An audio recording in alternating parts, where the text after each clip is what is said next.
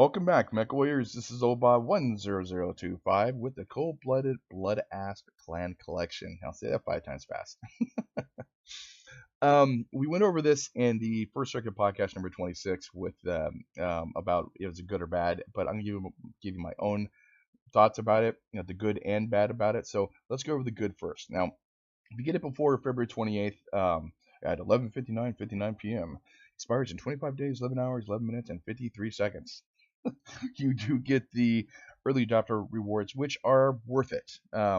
So let's go first into the paint jobs. Now, as far as when they render this kind of stuff, when they say have a concept like of it, they go ahead and just say, here's the main thing, and then put the color on whatever it is. Because obviously this is not the hero, this is not the Rancor, because it has different weapon like loadouts, so it doesn't show you that. So this is what it is with the Blood Asp, just with the hero paint job basically. So you don't really get to see what it looks like with the loadout, which kind of sucks though. But that's how corporations do that. That's how PGI does it like all the time.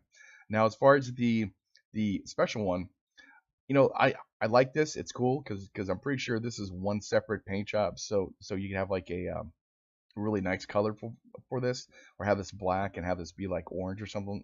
Just whatever you want to do. So it's kind of neat. And then they went into the Blast Special, which is interesting. I do like the red outline because I'm more of a person like that. So it's kind of nice. So it's nice. It's there. It's a good paint job. It's not that bad as far as like some other crappy mechs I've been seeing, but the standard one. Obviously, I don't know what you can change in this, but we'll see when it does come out. So pretty cool as far as paint jobs. Not too bad, not too shabby. I like this one for some reason better than this one, but that's just my own personal feeling on it. So let's go down to the packs themselves. Now, as you know from other videos, I do recommend obviously just getting $20 pack. If you don't like the mech, if you're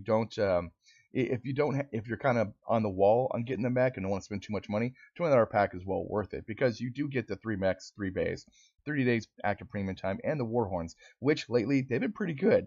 I've been enjoying the Warhorns, especially the bagpipe one. Really, really nice, well done Warhorn. A lot of fun, and the Christmas bell one was really cool too, and the standing cockpit items and the hanging ones.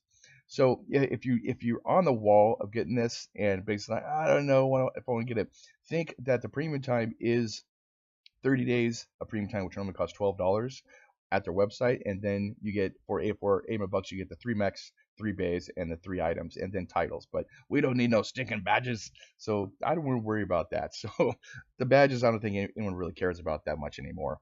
And then with the $40 pack, I don't recommend this too much unless you're a whale, because, and I'll explain on the Prime earlier, like later on, like down the road. But you do get 3 Warhorns, which is kind of nice, the standing cockpit and the hanging ones.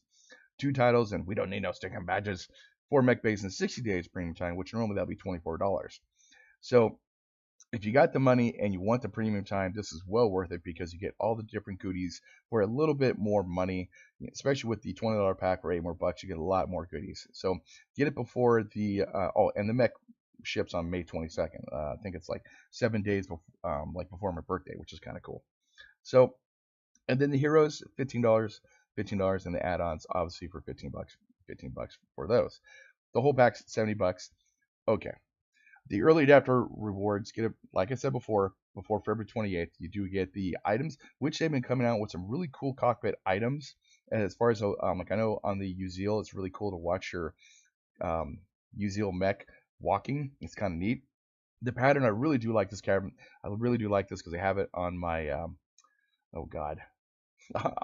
I have it on one of my mechs. It's pretty fun. It's pretty cool. As far as the decals, now this is now final art, so bear with us, but I do like the eyeball. I think that's a really cool idea. And then the colors. Basically, the colors is what a lot of people really go for a lot of times. At 1,000 MC, between 500 and 1,000 like MC each, you get these really nice colors. So that's a good idea. And 6.5 million C-bills, which I'm glad to put this back in because it was kind of crappy if they didn't do that. So those are the good points. Oh, one more good point too. Let's go with this here. Sorry about that. Now, it is nice for this mech because the simple reason is it has 2 cost cannons for the Prime Omnipod switch outs. So basically it has them on the top. So it's a really good pokey mech if you can go above the bullets. Now this is a high profile mech because it's quote a assault mech. So The problem is that you're going to see is you're going to poke up way too much and then have this whole section of your mech exposed. Now you gotta mess around with it, just mess around with this kind of stuff and have it so only these are exposed. But of course, if they shoot these, then your torsos will be hit. So you gotta watch out on that. But that's one of the cooler aspects about this 90-ton mech. Now the clans already have a lot of cool assault mechs, so this adding on to it, I think they probably should have did a heavy mech or a medium mech would have been nicer. But the heavy mech, or I'm sorry, like assault mech, yeah, they should have done that. Now as far as the mechs themselves, let's go over those real quick. The Prime, obviously, 3 energy, ballistic. Okay, I'm not going over the hard points because the hard points you can switch out through all different mechs. As you watch my videos and everything else, um, I only have one of the clan mechs because that's all I really need. Unless it's kind of like if it has two different types of like, let's say like center torsos or two different types of heads that has a different hardpoint, which I can't switch those out through the different mechs. Then yeah, I'll be getting those. But normally I only have one because I could just buy the Omnipod hardpoints, switch them out to whatever I want to be.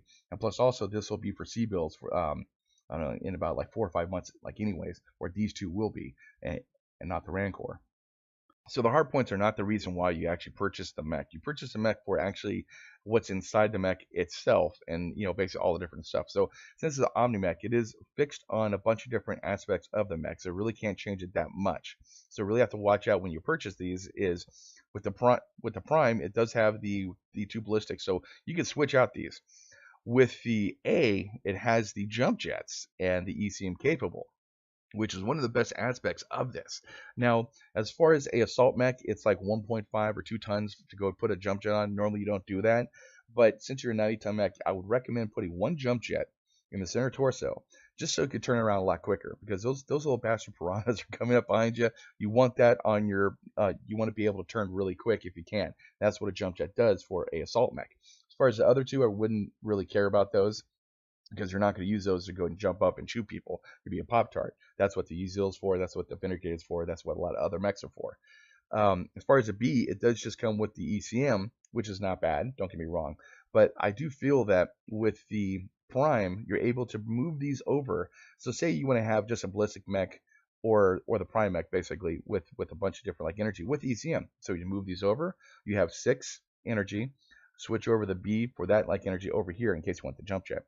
So you have 4 energy, so that's 6. That's 10 energy with one Gauss cannon or one Gauss rifle. Or if you don't even care about that, you have 6 energy with 2 Gauss rifles, and then ECM and one jump jet to turn around really quick. So that's not a bad deal as far as the $20 pack for the A. Say you don't care about jump jets, so just switch it over here. You still have the ECM.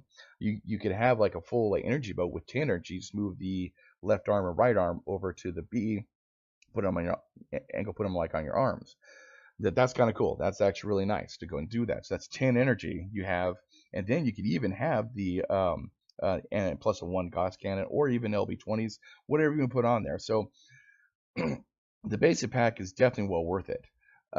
The reinforcements probably not because you're gaining 1 extra like energy to pop over into whatever for the ECM. ECM's nice, especially it's gonna go and help your teammates. It's gonna do a lot of different things for you and your teammates, so that's good. And then the D has the only change is the 3 ballistic on the right torso to bring it over. So if you want a ballistic mech, I guess get a D, but it's not worth $15 just to get the 1 Omnipod. I'd wait till the C bills comes out and then purchase this with C bills because obviously a lot of people do have a lot of C bills to in reserve. Like I talk to people that have like 160 million. It's like, damn, that's a lot. And I run with like maybe 3 at a time, like 3 million. I'm just like, I'm poor. I need some money, basically. But so a lot of people have a lot of different C bills to go ahead and spend, and that's what I recommend for the reinforcement pack. It's not worth the $15 because you can modify these with ECM. Now, if they put the ECM on the paywall with this and this, then yes, $15 would be worth it. But they didn't do that for some strange reason. I don't know why. I guess it depends on if their quirks are going to be higher or lower depending on the paywall here. But I highly doubt it though, because usually the quirks are kind of like iffy for clans, let alone being, yeah, basically let alone for clans, let alone just being a new mech. Because they had to modify the Inner Sphere and normal clan mechs a lot, so they have a lot more quirks than actually new mechs coming out because they figure out what they did wrong. So Paywall, no, I wouldn't recommend the $15. And even the Rancor, that I mean, you're only gaining the 2 missile points here. So if you need to make a missile mech, which is 1, 2 here, 3, 4, and then 1 for the center torso, yeah, okay. If you if you want, cool, basically make a missile mech. But I don't see that. I don't see that happening though, to tell you the truth, because I mean, you could get the extra 1, 2, I guess 2 energy and 1, 2, 3, 4, 4 missiles. 2 energy, 4 missiles. Is that worth it for it to go spend $15 for a Rancor? I mean, granted, you do gain the extra 30% SIBO boost, which is kind of nice. But I do feel that the Prime's going to be mothballed. Now, if you did purchase the $40 pack, you got the Prime with a 30% SIBO boost, which in, but the problem is though, you're losing that sweet, sweet ECM. Now, if it's on the left torso, that'd be even better, but they didn't do that. So the $40 pack, just to get that extra mech, would not be worth it. Just to get the 30% SIBO boost, unless you really, really, really need the 30%. But generally, I wouldn't recommend it. So that's pretty much on the hard points. You can switch these around, and just a $20 pack alone, I can see a lot of different combos for the weapon system. I wouldn't purchase some things. I mean, it seems like the mechs lately have been just kind of bland. But of course, this is from Sarna. Yeah, I can't even speak English there. Sarna. So it's a custom, it's a lore build. So that's what they had like on it. So it seems underwhelming. It seems yeah, definitely underwhelming for this type of mech itself, especially since the clans do have a lot of good assault mechs, and didn't bring this up. The only reason why you have it is for the Gauss rifle high torso mounts, because I know that's why I bought the Kit Fox. The loyalty version for the Kit Fox was the high mounted laser mounts. I mean, that made the whole difference on that mech to actually be halfway viable. Plus, you got a 30% SIBO boost as well. So overall, though, I would probably say $20 pack, yes. The rest of the packs I wouldn't even cough at, or just, well, I wouldn't even look at, basically. Just whatever. I'm okay. I don't want to. Don't worry about it. Don't worry about those, because they don't have a paywall for them. They don't have the ECM, the jump jets, and everything else, and it's not really worth it. Unless, like I said, you need a 30% SIBO boost for the Rancor, which is this one here. It's not worth it. I mean, going at 64, you can't change the engine. The armor is you can't change the armor. It's only standard. The heat sinks, you could probably add a couple more, but I'm pretty sure the 25 double heat sinks, the extra heat sinks are in the jump jets on the right and left torsos. So that's one problem with this whole type of concept here. Anyways, so that's what I recommend. $20, yes. Other packs, no. It just seems like a bland mech.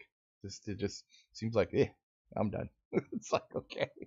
Anyways, you guys have a good time on MechWarrior Online. I do appreciate you guys like watching. You guys are just the reason why I do the stuff that I do. Because you guys are just awesome, man. Thank you very much. So you guys have a good night, and I'll see you on the battlefield.